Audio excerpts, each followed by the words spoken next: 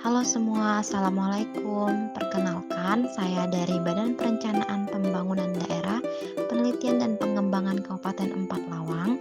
Di video ini saya akan memberikan informasi tentang panduan perumusan penyusunan pohon kinerja perangkat daerah. Adapun dasar hukum pohon kinerja yaitu Peraturan Menteri Pendayagunaan Aparatur Negara dan Reformasi Birokrasi Republik Indonesia Nomor 89 Tahun 2021 tentang perjenjangan kinerja instansi pemerintah. Tahukah Anda apa itu pohon kinerja? Pohon kinerja merupakan alat bantu bagi organisasi untuk mengawal struktur logika sebab akibat atas berbagai kondisi yang diperlukan organisasi dalam menghasilkan outcome yang diinginkan. Atau pohon kinerja suatu peta strategis yang isinya hanya pemetaan saja, belum mengklasifikasikan pohon kinerja tersebut ke dalam struktur atau ke dalam program kegiatan. Menyusun pohon kinerja sebenarnya seperti menguraikan rute atau jalur kinerja yang secara logis dianggap paling terkait dan dibutuhkan dalam pencapaian outcome yang diinginkan. Dalam menyusun pohon kinerja, terdapat dua prinsip. Yang pertama, prinsip teknis, yang kedua, prinsip umum. Adapun prinsip teknis penyusunan pohon kinerja, yang pertama, tidak dihubungkan dahulu dengan komponen perencanaan, yang kedua, tidak dihubungkan dahulu dengan hierarki organisasi, yang ketiga, tidak dihubungkan dahulu dengan struktur organisasi existing, yang keempat, tidak dihubungkan dahulu dengan existing program atau kegiatan, yang kelima, tidak dihubungkan dahulu dengan nomenklatur program atau kegiatan, dan yang keenam, tidak dihubungkan dahulu dengan existing anggaran. Selain itu, pada satu sasaran harus didukung minimal dua sasaran atau tidak boleh satu kaki. Selanjutnya, prinsip umum. Prinsip umum membangun pohon kinerja yang pertama logis, yakni suatu pohon kinerja harus menggambarkan hubungan sebab akibat ataupun jika maka. Pohon kinerja disusun untuk mengawal ketepatan logika. Kondisi yang berada di level hierarki lebih tinggi adalah akibat atau hasil dari kondisi atau hierarki di bawahnya. Yang kedua, empiris, yakni suatu pohon kinerja harus berdasarkan kondisi atau isu strategis atau permasalahan faktual yang terjadi. Fungsi pohon kinerja adalah untuk mendapatkan alternatif solusi atau pemecahan masalah yang dibutuhkan oleh organisasi. Agar mendapatkan alternatif pemecahan masalah yang tepat, untuk penyusunan pohon kinerja harus didasari pada kondisi faktual di lapangan dan berdasar pada evidence dan informasi yang ada. Selanjutnya, prinsip umum yang ketiga, antisipatif, yakni suatu pohon kinerja harus disusun dengan mempertimbangkan kondisi masa depan karena akan digunakan dalam jangka waktu lebih dari 1 tahun. Yang keempat, dinamis, yakni suatu pohon kinerja harus mengikuti perubahan lingkungan strategis. Hal ini berarti bahwa jika memang diperlukan, pohon kinerja dapat terus disempurnakan, diubah, bahkan disusun ulang untuk mengakomodir perubahan-perubahan yang terjadi. Pohon kinerja harus mendukung organisasi menjadi lebih dinamis dan berorientasi hasil, sehingga menjadikan pohon kinerja sebagai acuan yang tidak dapat diubah adalah hal yang salah kaprah.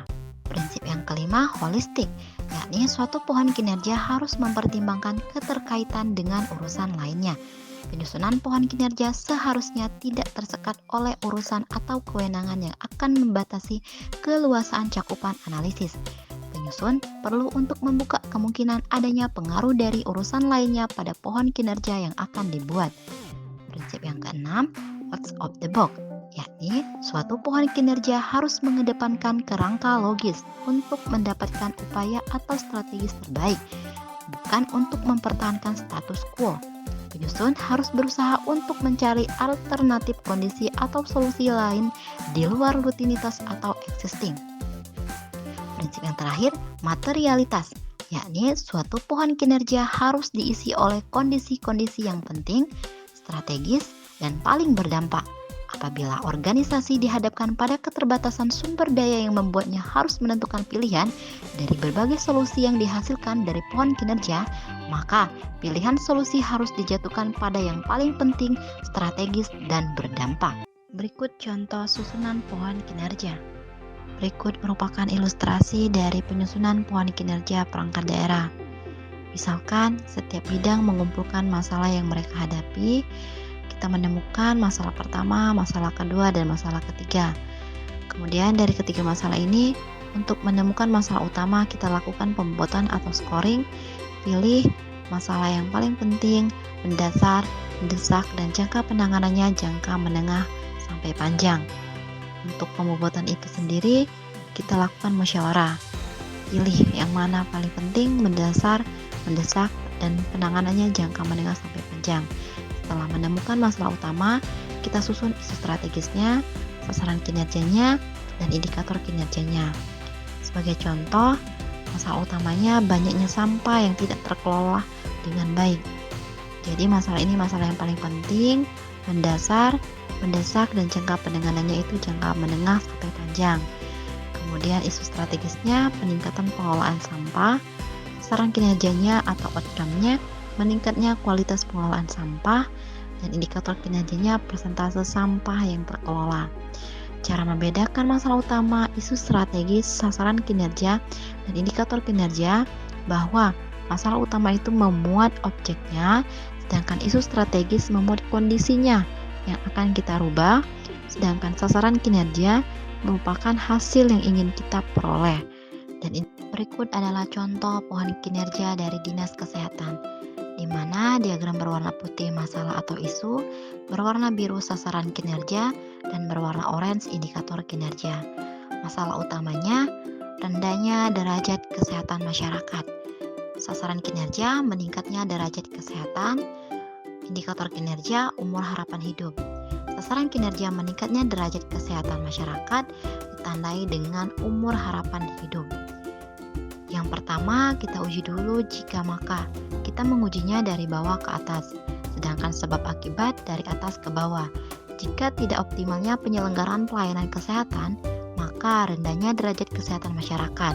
Rendahnya derajat kesehatan masyarakat disebabkan oleh rendahnya kualitas kesadaran masyarakat menjaga kesehatan. Kedua ini merupakan intermediate outcome atau outcome antara. Kemudian, tidak optimalnya penyelenggaraan pelayanan kesehatan disebabkan oleh belum menjangkaunya akses pelayanan kesehatan dan belum optimalnya layanan dasar kesehatan masyarakat. Sedangkan rendahnya kualitas kesadaran masyarakat menjaga kesehatan disebabkan oleh rendahnya sanitasi permukiman. Ini seperti tidak ada hubungan. Coba uji dengan jika rendahnya sanitasi permukiman, maka rendahnya kualitas kesadaran masyarakat menjaga kesehatan. Ini tidak ada hubungan, jadi ini merupakan contoh hubungan yang salah. Banyak orang tidak punya sanitasi, tapi tingkat kesadaran menjaga kesehatannya tinggi. Kita beralih lagi ke belum menjangkaunya akses pelayanan kesehatan disebabkan oleh minimnya pasienkes di pedesaan dan tidak optimalnya sarpras pasienkes.